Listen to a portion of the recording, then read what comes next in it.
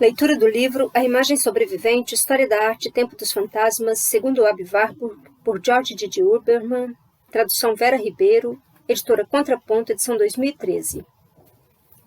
Terceiro capítulo. A imagem sintoma, fósseis em movimento e montagens de memória. Sétimo item ou subtítulo, Nachfühlung, ou o conhecimento por incorporação, da página 337 a 353.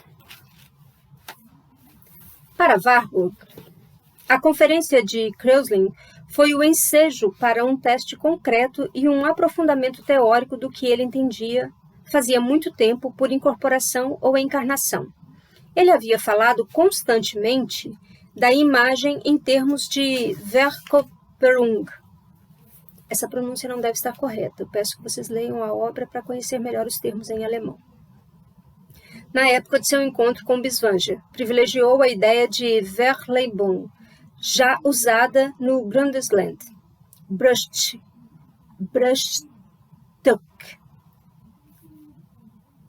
mas compreendida atualmente numa acepção mais diretamente fenomenológica, maneira de exprimir a corporalização usada nos símbolos de toda a cultura. Qual era o problema inicial? Tratava-se de compreender a eficácia das imagens, sua Lebensgeist, seu poder de Nachleben, em termos antropológicos fundamentais. O homem é um animal que manipula as coisas, diz Warburg.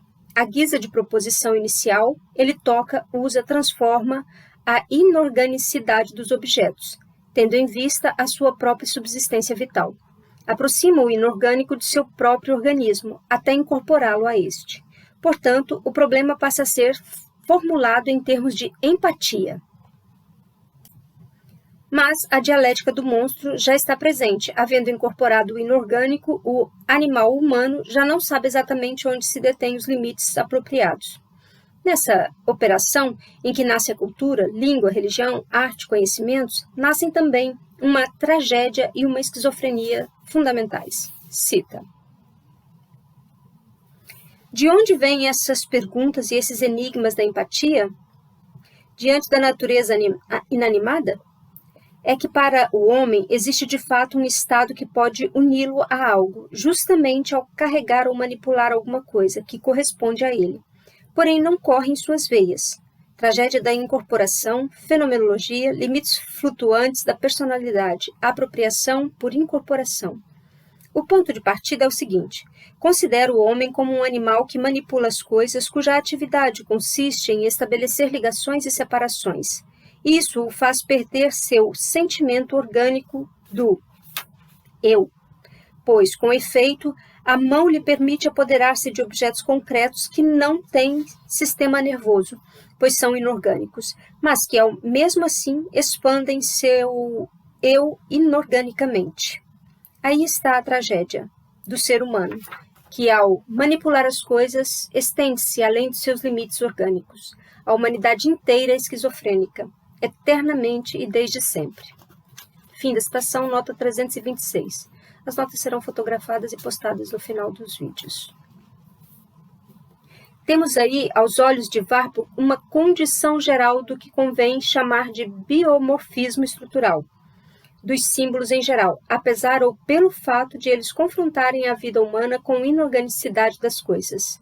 Nesse contexto, a empatia só é tão importante por dar nome a um processo no qual formas inorgânicas são incorporadas às formas orgânicas, nas quais a vida é projetada sobre a coisa.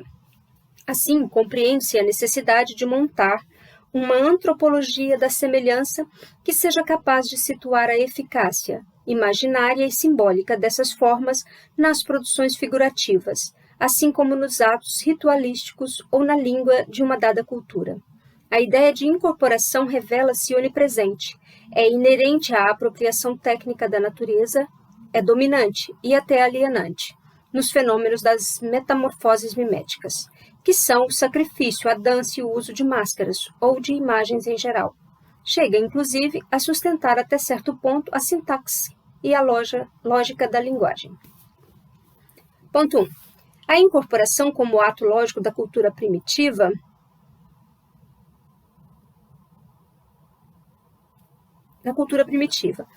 temos a frase simples, in statu nascendi, na qual o sujeito e o objeto podem amalgamar-se em caso de perda da cópula, ou destruir-se mutuamente, se a ênfase mudar de lugar.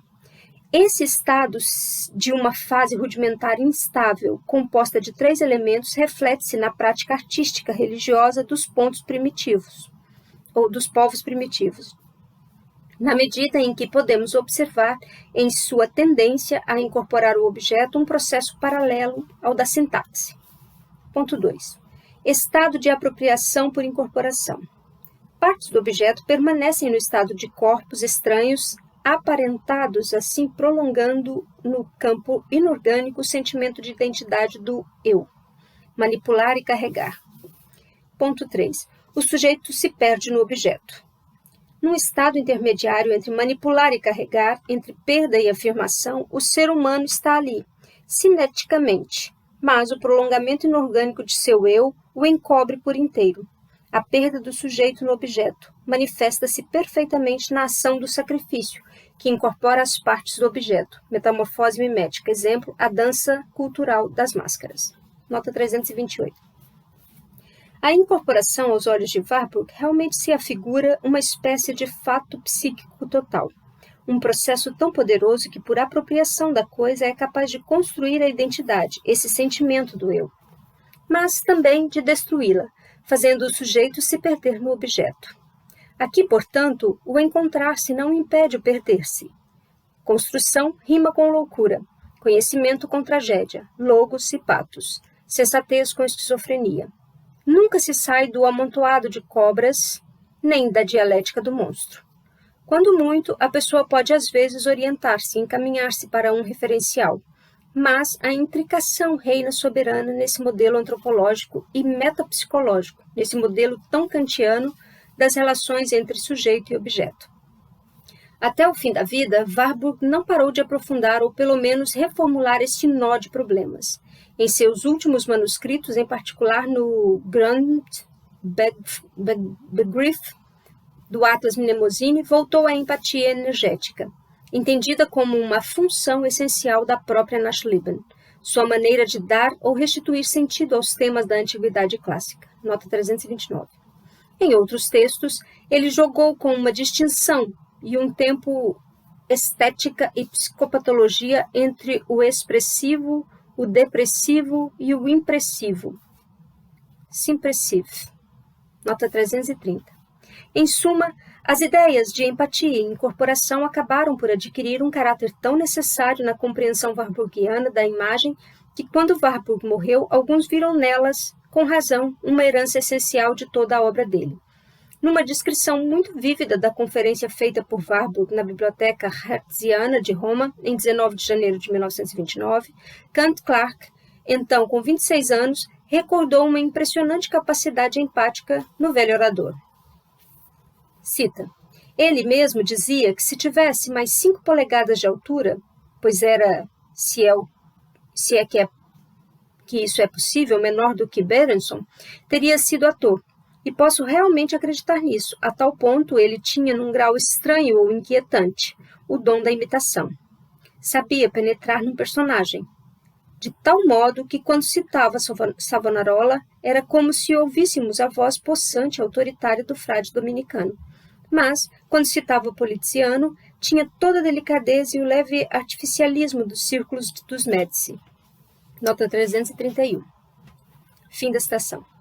Em sua magnífica homenagem fúnebre, Ernest Cassirer,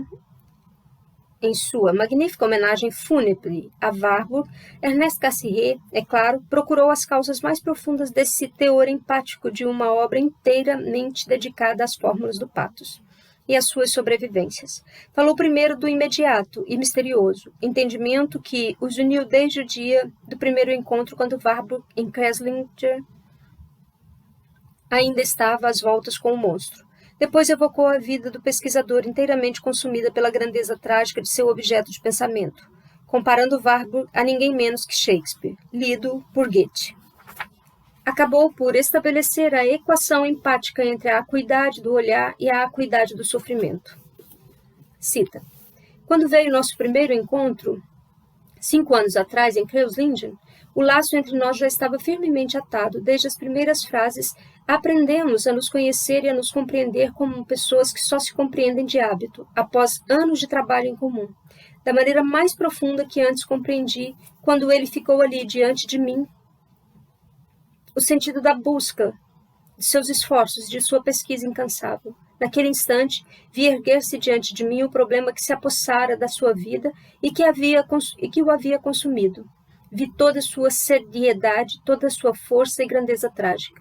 Onde outros tinham visto formas determinadas, delimitadas, formas que repousavam nelas mesmas, ele via forças moventes, via o que chamava de grandes formas do patos, que a antiguidade havia criado como patrimônio duradouro da humanidade. Ali ele bebia em sua própria experiência mais profundamente vívida. Tinha feito a experiência em si mesmo e aprendido o que via diante de si. E só tinha condições de ver realmente aquilo que era capaz de captar e interpretar a partir do centro do seu próprio ser e de sua própria vida. Cedo ele lera a palavra severa. Estava familiarizado com o sofrimento, familiarizado com a morte. Mas do âmago desse sofrimento vinham-lhe a força e a particularidade incomparáveis do olhar. Raras vezes um pesquisador dissolveu mais e de maneira mais profunda o seu mais profundo sofrimento no olhar, e nele o libertou. Ele se postava sempre em meio à tempestade e ao turbilhão da própria vida. Penetrava até em seus problemas trágicos supremos e mais profundos. E havia, acima de tudo, um problema a que ele sempre retornava e com o qual lutou imensamente até o fim. Em seu discurso sobre Shakespeare, o jovem Goethe afirmou que os planos de Shakespeare, para dizê-lo de forma banal, não eram planos, mas peças que giravam todas elas em torno do ponto secreto que até hoje nenhum filósofo percebeu nem determinou, onde se encontra uma particularidade do nosso eu, a pretensa liberdade da nossa vontade e a marcha necessária do todo. A busca de Warburg também se orientava permanentemente para esse ponto secreto. Geheimer Punkt. E como que por encanto seu olhar estava preso a ele. Nota 332, fim da citação. Ao ler essas frases, compreendemos melhor por que Warburg pôde confidenciar a seu diário, alguns meses antes de morrer, que se considerava acima de qualquer outra coisa psicohistoriador. Ou seja, um historiador afetado pela psicose, mas nessa condição capaz, ajudado pela análise biswangeriana, de melhor diagnosticar a esquizofrenia da cultura ocidental a partir de suas imagens, num reflexo autobiográfico. Nota 333. Não há mais dúvida de que a ciência sem nome de Aby Warburg foi uma ciência trágica, uma ciência apática, uma patologia, destinada ao que ele denominava de região da inquietude perpétua. Nota 334. Essa essência correspondia exatamente à formulação de Ésquilo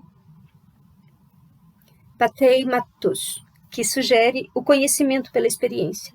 Conhecimento imanente, capaz de fazer surgir, a partir do patos vivenciado, formas ou fórmulas, senão matemas. Nota 335.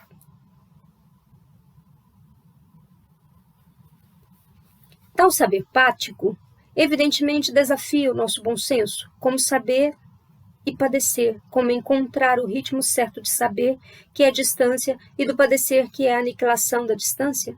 A resposta já pode ser vislumbrada no diagnóstico formulado por Biswanger sobre o estado misto de seu douto paciente.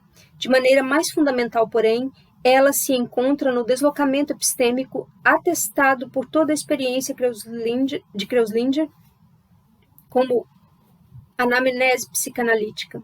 Refiro-me ao modo preciso e muito original pelo qual o inventor da Dasein-Análise, já nessa época, tensionava conduzir esse tipo de anamnese. Nota 336. Sua melhor formulação foi proposta num artigo que Biswanger, não por acaso, endereçou a Warburg e que a correspondência entre os dois atesta desde o fim de 1925. Trata-se de uma contribuição para o 70º aniversário de Freud, na revista Imago. A questão que ele enuncia frontalmente é a do conhecimento singular a que nos obriga a psique, quando ela não é somente uma ferramenta do saber, mas o próprio objeto do saber. Para explicá-la, Bisvanger cria uma dialética singular na qual entram em jogo 3 verbos: experimentar, compreender e interpretar. Bisvanger voltou inicialmente ao que considera uma das contribuições fundamentais da invenção freudiana. Seus atos de interpretação eram totalmente determinados por atos de experiência, palavra que pressupõe, ao mesmo tempo, a prova sofrida, a experiência adquirida e a experimentação em curso. Mas como se passa da experiência para a interpretação? Essa pergunta, como sabemos, obsediou Warburg durante muito tempo. Como transformar uma mania em sofia? Se acompanharmos as palavras de Platão, um patos em logos. Se seguirmos Aristóteles, uma loucura dionisíaca em saber Apolíneo. Se adotarmos a fala de Nietzsche, e se adotarmos a fala de Nietzsche? Bisvanger respondeu que só a fenomenologia permitia compreender essa operação tão sutil e tão necessária. Ele a chamou de compreensão. Com isso, desenvolvendo algumas observações já formuladas, entre outros por Karl Jaspers, em sua Psicopatologia Geral, nota 338. Compreender alguém não é acumular ou sintetizar o máximo de informações a seu respeito, embora esse arquivo histórico seja obviamente necessário, nota 339. Mas ceder no inesperado por um lampejo, diz Bisvanger, a uma ligação de motivação, na qual de repente o sujeito se abra e com isso liberte a dimensão inimitável de seu Dasein, nota 340. Henry Mauldney pressupõe nesse momento o ato paradoxal de incluir uma saída de si mesmo, ato cujo desafio se expressa muito bem na formulação corrente de ir ao fundo. Ir até o fundo. Tem aqui o duplo sentido de afundar e de descer à profundeza última e primordial sobre o qual tudo repousa. É, ao mesmo tempo, sossobrar e alicerçar-se, no sentido de fundear, as duas coisas juntas, nota 341. O interesse que Warburg sentiu por essa compreensão psicopatológica não deixa dúvidas. Primeiro porque Bisvanger a situava num nível antropológico muito geral, no qual a psiquiatria em si não gozava de nenhum privilégio particular, mantendo-se à escuta de todas as outras formas da cultura, desde o discurso místico até a poesia, a filosofia ou as artes visuais, nota 342. Segundo, porque a questão estilística permaneceu central no próprio ato de compreensão. Este, com efeito, só advém como uma forma de existência na qual não é um sentido que se deduz de uma expressão, mas é, ao contrário, uma expressão que surge, que é captada ou tocada na matéria do sentido na medida em que o sujeito se oferece a nós como sua esfera de expressão, em sua forma e sua mímica, em seus gestos e suas atitudes, assim como em suas expressões faladas, nota 343. A questão da obra de arte é muito próxima, nota 344. Warburg percebia com clareza que até a ideia de pathos formal recebia aí um notável esclarecimento fenomenológico e, por conseguinte, uma confirmação de sua pertinência antropológica. Assim, para Warburg, outro benefício de sua estada em Kreuzlingen foi poder dialogar de igual para igual com um cientista que, como ele, praticava um conhecimento por intricação, ou seja, um conhecimento implicado, que manejava juntos, sem autoritarismo e sem academicismo, o saber e o não saber, o sentido e o contrassenso, a construção e a destruição.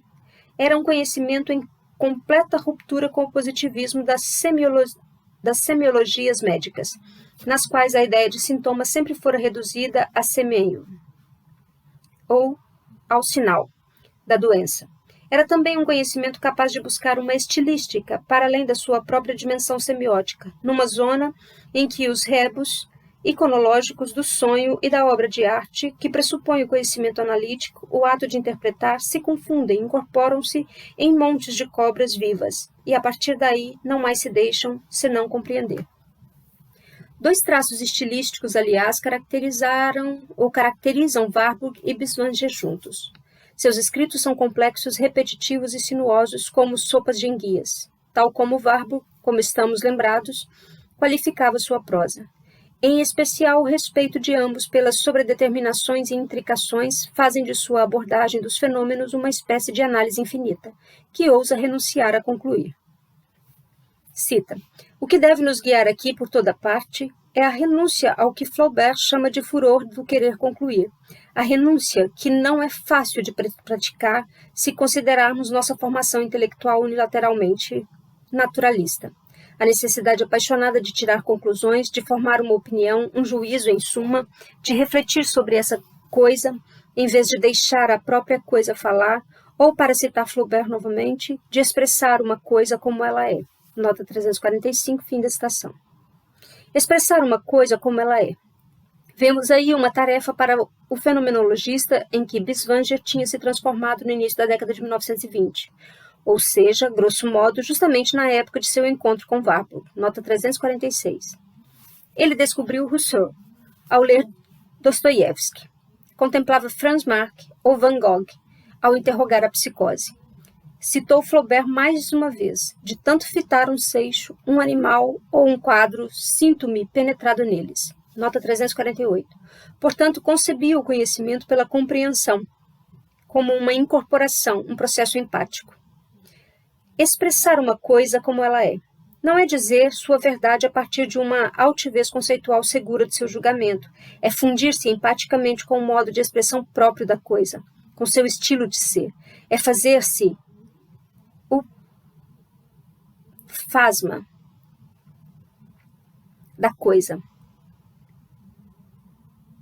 É penetrar na coisa para ser penetrado por ela, como tão bem sugere Flaubert. É, portanto, arriscar-se a não mais sair dela, a não mais safar-se. O conhecimento por intricação é um conhecimento por meio dos abismos, uma viagem sem fim pelo mundo das coisas, uma aguda consciência de estar implicado, um desejo profundo de uma vida nesses recônditos. Por isso era tão difícil para esses dois exploradores de coisas psíquicas, Warburg e Binswanger, fechar o que quer que fosse no círculo da interpretação. Contudo, a que corresponde mais precisamente essa Eiffel Blanc que Warburg e Binswanger, ambos os quais empregaram o termo em suas respectivas obras, tiveram que discutir juntos por volta de 1923 em Klaus Linden. Primeiramente, a empatia designava um modo de comunicação primordial baseado nos movimentos corporais e em seu valor de expressividade, enquanto Warburg pensava ainda sempre no Darwin da expressão das emoções no homem e nos animais. Descoberta em 1888, Binswanger já estava a par dos trabalhos recentes da etologia e psicologia conduzidos por Buitenzorg, Plessner, von Wexkull ou Erwin Strauss. Nota 349. Binswanger também teve de conhecer a significação mais propriamente fenomenológica da Eiffel Blanc em Rousseau. Há um momento axial em Iden 2 em que a constituição da natureza animal é ultrapassada numa constituição do mundo espiritual nada menos. Assim, segundo Rousseau, a Eiffel Blanc designa a transformação, graças à qual as puras impressões sensíveis do próprio corpo físico dão lugar a uma objetividade intersubjetiva da coisa, como se, atribuindo ao outro uma interioridade, uma alma, o homem constituísse a si mesmo como o ser psíquico. Nota 350. Edith Stein, que pôde consultar o manuscrito das Iden 2 antes de sua publicação. Viria a tentar, em 1917, uma radicalização transcendental. Esse conceito de empatia, enquanto Max Schiller, por sua vez, elaborou toda uma ética e uma metafísica da simpatia. Nota 351. Por seu lado, Warburg pôde entreter Binswanger com uma concepção da Eiffel Blanc que havia adotado em sua juventude. Ela chega até a constituir uma substância de suas primeiras frases publicadas na nota preliminar de sua tese sobre Botticelli, em 1893.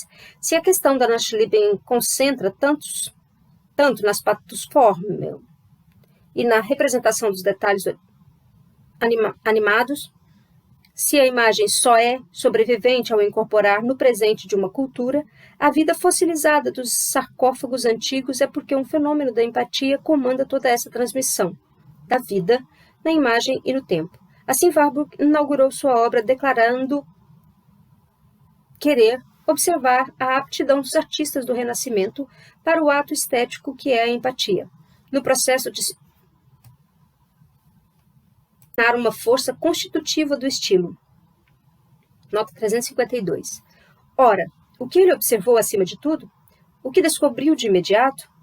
Uma estrutura cindida que, em 1923, teria de acabar qualificando de esquizofrênica. Por um lado, gestos elementares, dos quais a pintura quatrocentista, inspirada na antiguidade, mostra-se muito fértil. Basta pensarmos num único quadro que parece contê-los todos, o Rapto de Djanira, de Pollaiolo, na Galeria de Arte da Universidade de Yale, em Nova New Haven. Gestos suscitados por reações orgânicas imediatas, como as de capturar, fugir, desejar, rechaçar, acariciar, matar. Nota 353. Por outro lado, Warburg descobriu primeiro em Botticelli, depois em Ghirlandaio e muitos outros artistas fórmulas de deslocamento à vida patética. Mostra-se igualmente capaz de aninhar até nas obras semi-orgânicas ou inorgânicas das cabeleiras ou do tecido agitado pelo vento. É a outra face da empatia como animação do inanimado. Warburg nunca renunciou a construir, ou pelo menos a montar para si instrumentos teóricos passíveis de esclarecer, tanto quanto possível, essa economia da Einfühlung, embora se abstivesse em seus artigos publicados de qualquer elaboração doutrinal, retraindo modestamente seu eu teórico atrás da erudição e da valorização das fontes. Ele não hesitou em escurecer milhares de páginas na solidão de seus manuscritos, nas quais o que se buscava era uma teoria da incorporação imaginária. Redigidos entre 1888 e 1905, dão um exemplo tão ambicioso quanto precoce disso. Nota 354.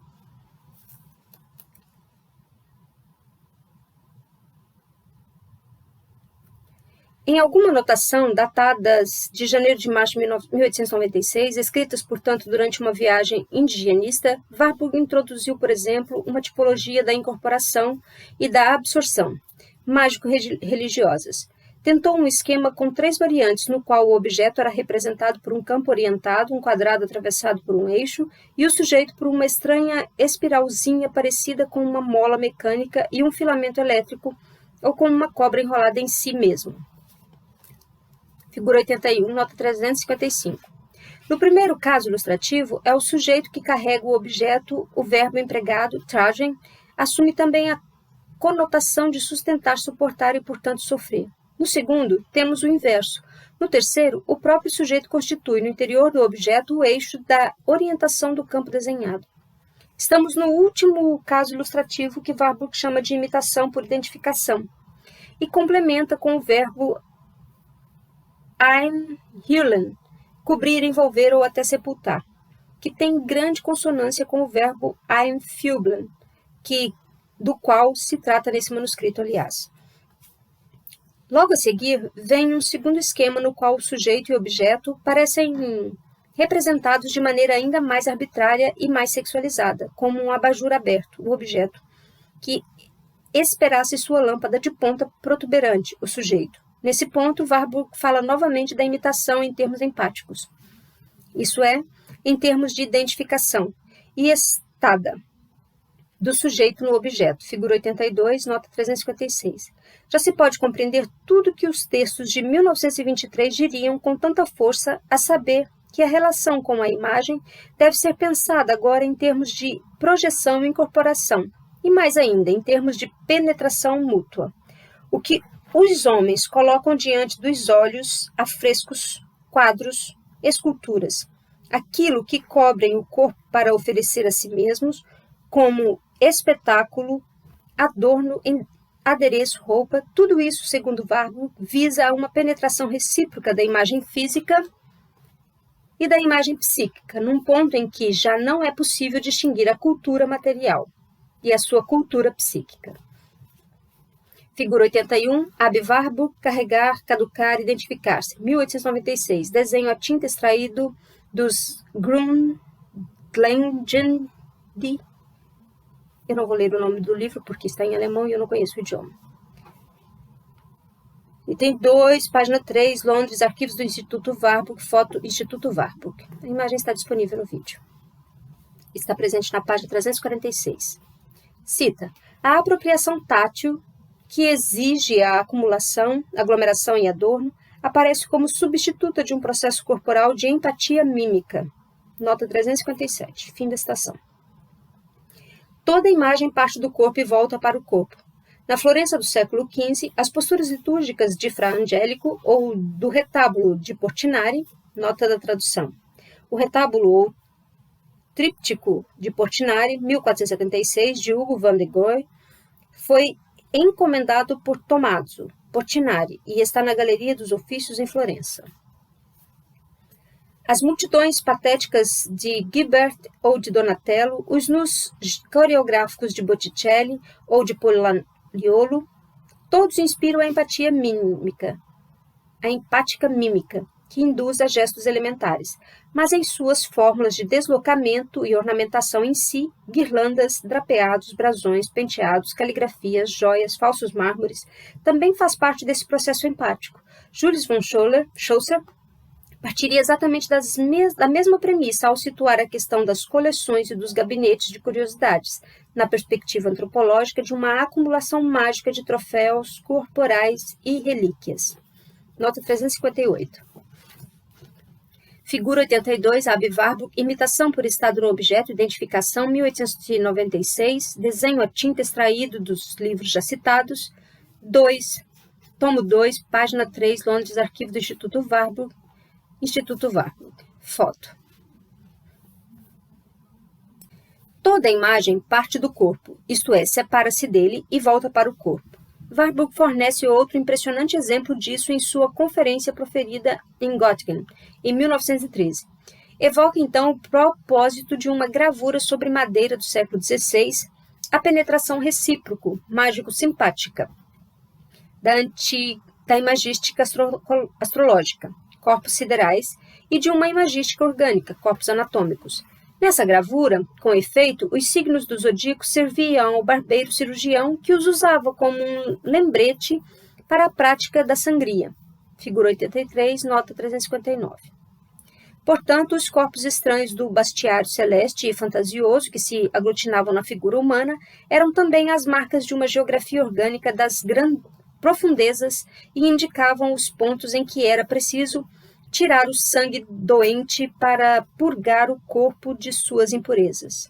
A imagem parece, então, com uma dialética de distância aurática e de sua aniquilação empática. Mais ainda, ela conjuga aí o processo psicotemporal da Nachleben, deuses pagãos do panteão zodiacal num calendário cristão do século XVI, com o processo psicocorporal da Einfühlung, corpos siderais investidos da proximidade ou da intimidade dos corpos orgânicos. Assim, doravante, seria possível falar de uma Nachfühlung, uma empatia corporal complicada pelo tempo, uma empatia do tempo corporalmente empregada, uma intricação de presente sensorial e memória simbólica.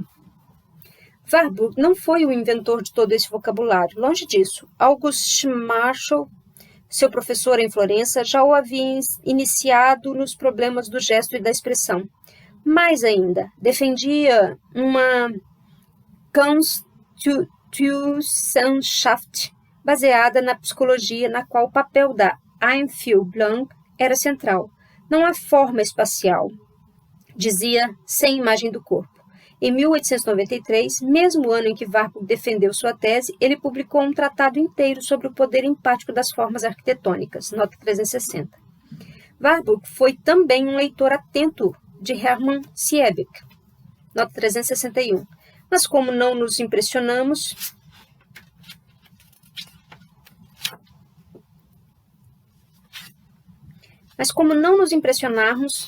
em especial com uma convergência inesperada de seu pensamento nesse plano com o de seus contemporâneos mais imediatos, ou que mais competiam com ele, a saber, os historiadores formalistas da arte?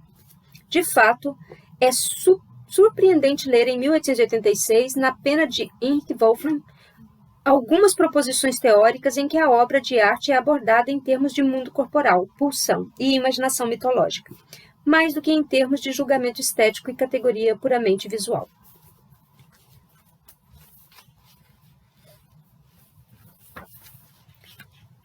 Cita: as formas corporais na arte só podem ter um caráter em virtude de nós mesmos possuirmos um corpo.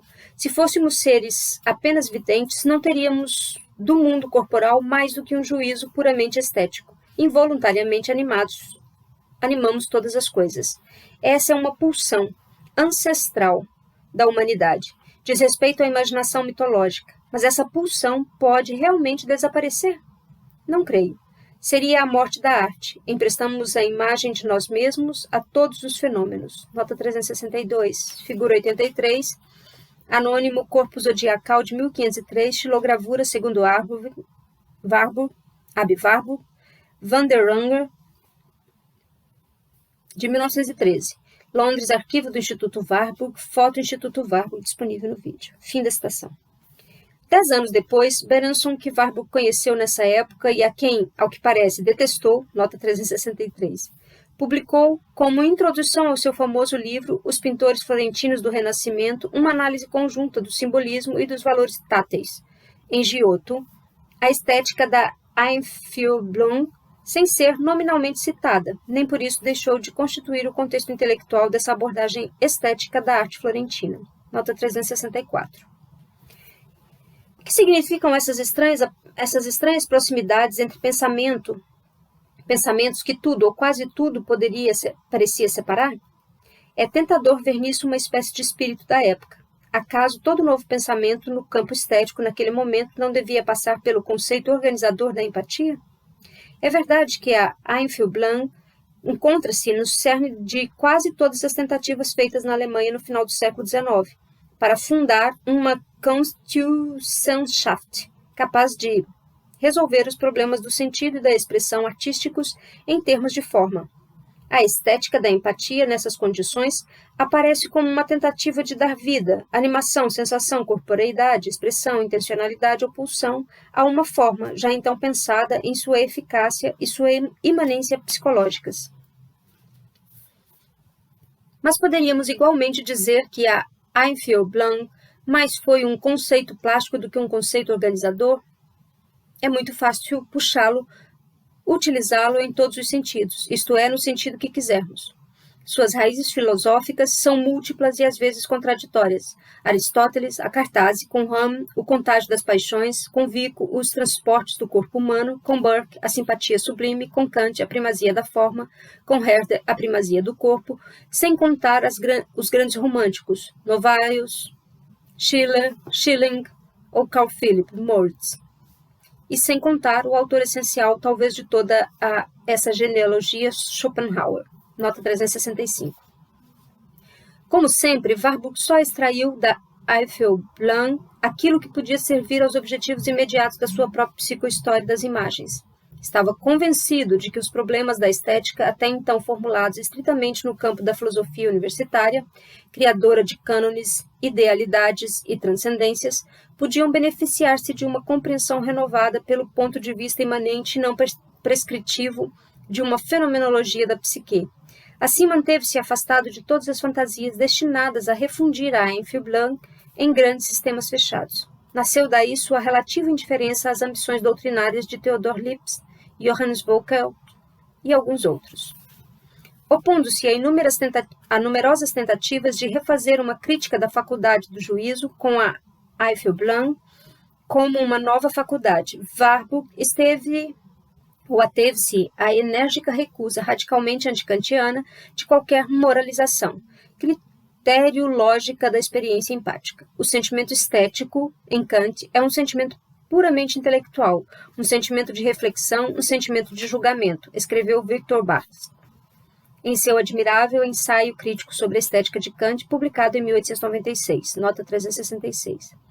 É trair a própria experiência, querer purificar o sentimento, isolá-lo do sentir, que é sempre um estado misto, no qual se agitam percepções e sensações, fantasias e atos, desejos e pulsões, em suma, toda sorte de emoções impossíveis de reduzir a um único julgamento desinteressado o contemplador estético. Desinteressado. O contemplador estético não é um ser normal, afirmava Victor Basque, aliás. E um pouco mais adiante, cita: a massa dos sentimentos que acompanham todas as manifestações de nossa vida normal, mas que no estado normal são sufocados por nossa atividade intelectual e volitiva, liberta-se no estado estético e nele se manifesta em toda a sua riqueza infinita, pois durante a contemplação escapa igualmente bem da prisão sombria e desolada dos conceitos e do torno do imperativo categórico. Nota 367, fim da citação. Nessas condições, compreende-se melhor por que Warburg não deu atenção especial ao famoso ensaio de Wilhelm Wöhringer, intitulado Abstraction and Einfühlung, publicado em 1907. No entanto, alguns outros centros de interesse warburgiano encontram-se ao longo do livro. O Renascimento italiano e a questão do naturalismo, as artes primitivas e a questão da ornamentação, mas a grande polaridade de Wöhringer só tinha por fim hipostasiar dois grandes estilos atemporais. Por um lado, a Einfühlung naturalista e culta, sustentada pela doce harmonia do ser orgânico, e por outro, a abstração geométrica primitiva carregada de uma angústia espiritual diante do espaço. Nota 368. Toda a experiência warburgiana contradiz esse esquema. Nela, a empatia não é uma forma de estilo, porém uma força constitutiva do estilo. É tão potente nas cobras geométricas de Walpe quanto nas serpentes naturalistas do Laocoonte. Gera tantas harmonias do ser orgânico quanto gera angústias diante do espaço. Tantas harmonias especiais quanto angústias orgânicas. Não é à toa que a única referência conceitual de Wöhringer para o seu conceito de empatia é a definição tardia e demasiadamente rígida que lhe deu Theodor Lipps, nota 369. Quanto a Warburg, ele havia partido de mais longe. Partiu do momento nativo e inventivo da Einfühlung, um momento ainda heurístico, ainda não axiomatizado, e ainda aberto, ainda não cerrado ou encerrado com um conceito de escola. Ainda livre dos disciplinamentos neocantianos e dos obscurantismos neo-schopenhauerianos. Refiro-me a um livrinho, 50 páginas no máximo, publicado por Robert Vischer em 1873 e intitulado Sobre a Sensação Óptica da Forma. Foi ele que Warburg, em 1893, fez referência no prefácio de sua tese sobre Botticelli. Foi a ele que voltou a recorrer em 1929, no momento de oferecer a síntese de sua ideia antropológica de incorporação, nota 370. Por que essa fidelidade? Primeiro porque Robert Vischer, justamente filho de Frederick Theodor Vischer, personalidade fascinante do século XIX e autor, entre outros livros, de um monumental Estética, nota 371, propunha uma reflexão que, por mais teórica que fosse, continuava a ser obra de um homem experiente. Um historiador da arte que, tal como Warburg, tentava compreender o Renascimento através de Giotto ou Signorelli, Rafael ou Durer. Nota 372. Robert Vischer bebia nas mesmas fontes que Warburg. As áridas abstrações da teoria kantiana o enfadavam profundamente. Ele preferia voltar-se para os escritos de artistas, os de Hogarth em particular, as audácias de Herder, as fulgurações de Nietzsche e, acima de tudo, as intuições geniais de Goethe, nota 373. Como Warburg, sentia-se alérgico a todo idealismo e a todo formalismo. Se entendermos por formalismo o outro purismo da forma, que era defendido, por exemplo, por Johann Friedrich Herbart ou Robert Zimmermann. Bem antes de Biswanger reconhecer na psicanálise freudiana um ato de interpretação, baseado em atos de experiência, Robert Vischer quis basear sua interpretação pessoal da forma na própria experiência de seus poderes psíquicos e corporais. Para isso, era preciso correr o risco de abrir a visão, ou seja, reconhecer em todo acontecimento visual digno desse nome uma espécie de regime duplo, um estado misto, atravessado por uma esquise, a unidade sob a qual a imagem acaba por se oferecer ao nosso olhar.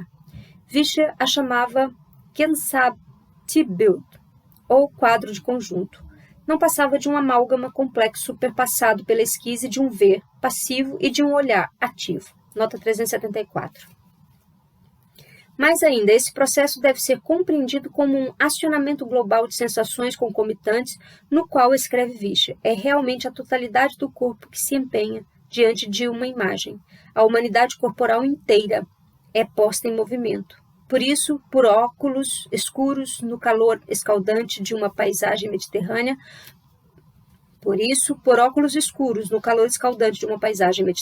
pode dar a sensação de que já está um pouco menos quente.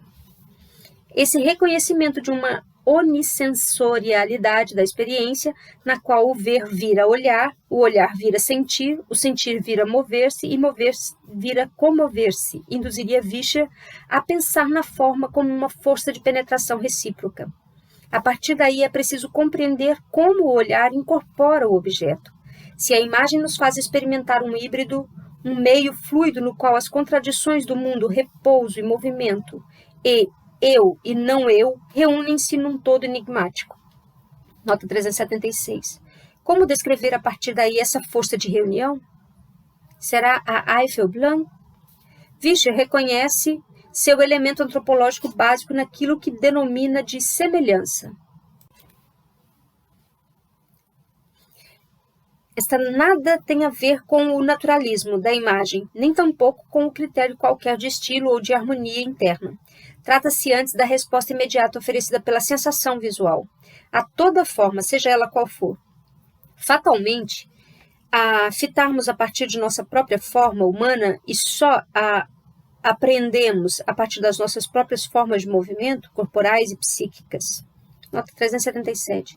Em suma, seja orgânica ou geométrica, figurativa ou abstrata, toda forma só é investida pelo olhar de acordo com um processo de resposta, que Vischer chamou de Nachfühlung, ou de incorporação empática, a qual define a Einfühlung como tal. Nota 378. Trata-se, haja o que houver, de dar à forma um conteúdo de significação humana. Trata-se, haja o que houver, de incorporar o inorgânico ao orgânico, de projetar o eu no não eu. Cita. Assim possuímos a maravilhosa capacidade de projetar e incorporar nossa própria forma numa forma objetal. Portanto, projeto minha própria vida individual numa forma sem vida, exatamente como faço com outra pessoa, outro não eu vivo. Só na aparência conservo minha identidade. Mesmo que o objeto permaneça distinto de mim, tenho a impressão de apenas me adaptar e me prender ao objeto, qual a mão que aperta a outra. No entanto, sou misteriosamente transportado e magicamente transformado nesse não eu. Nota 379, fim da citação. A imagem faz mais do que nos estender a mão. Ela segura a nossa e depois nos puxa, inspira-nos, devora-nos inteiros no movimento mágico e misterioso de atração empática e de incorporação. 50 anos depois, Warburg escreveu que a potência das imagens é uma potência de interpenetração do objeto no sujeito e, pior, do sujeito no objeto. Estamos lembrados de que ele deduziu disso uma estrutura esquizofrênica, misturado ao não eu. O eu não sabe mais onde ficam os seus limites. Nota 380. Já em 1873, Vischer anunciou um raciocínio análogo, quando o sentimento Gefühl investe a forma, o eu, em contrapartida, sofre uma mudança de regime, uma dissociação que pode ser auxílio ou perturbação. Nota 381. Portanto, sob o domínio da empatia e da imaginação, o sujeito do olhar tem a experiência de uma situação na qual, escreve Vischer, torna-se difícil fazer a separação entre o puro comportamento estético e o comportamento patológico. Nota 382. Reconhecer nas imagens o poder da empatia não é apenas abrir a visão e incorporar o objeto, é também, suprema consequência teórica, abrir o sujeito. Nota 383. Assim, se compreende melhor o papel paradigmático conferido ao sonho em toda a sua demonstração de Vischer. em lugar algum mais que no sonho e no sintoma, acrescentariam posteriormente Freud e Biswanger, é maior o poder da interpretação das imagens. Ele cria, no dizer de Vischer, um segundo eu, dominado por atos que a vontade é incapaz de controlar. Aqui as formas não são apenas significantes, são ressoantes. Aqui a unidade da imagem e do conteúdo é total. É impossível não nos movermos com uma linha curva. Impossível não nos elevarmos ou desmoronarmos com uma linha vertical. Toda a argumentação de Vischer baseia-se nesse ponto num livro publicado em 1861 por Karl Albert Scheiner, Das Leben des Traums, A Vida do Sonho, nota 385. Freud, em sua própria Traumdeutung, retornaria constantemente a isso para, deixado de lado algumas críticas, lhe render homenagem. A Scheiner reconheceu, devemos a ideia de que há um desejo na origem do sonho. Nele descobrimos as relações constantes entre a imagem onírica e o movimento orgânico. Ele, enfim, criou a primeira ideia moderna desligada das antigas chaves de decodificação dos sonhos de uma simbólica dos sonhos. Nota 386. Isso permitiu que Vischer fundamentasse psicologicamente sua ideia de empatia na interpretação durante o sonho, da representação do objeto e da representação de si mesmo. Permitiu reconhecer a força pulsional das imagens com base no modelo do sonho, nota 387. E, principalmente, foi isso que permitiu pensar em conjunto com o Warburg, como o Warburg tentou durante toda a vida, as formas, as forças e as significações.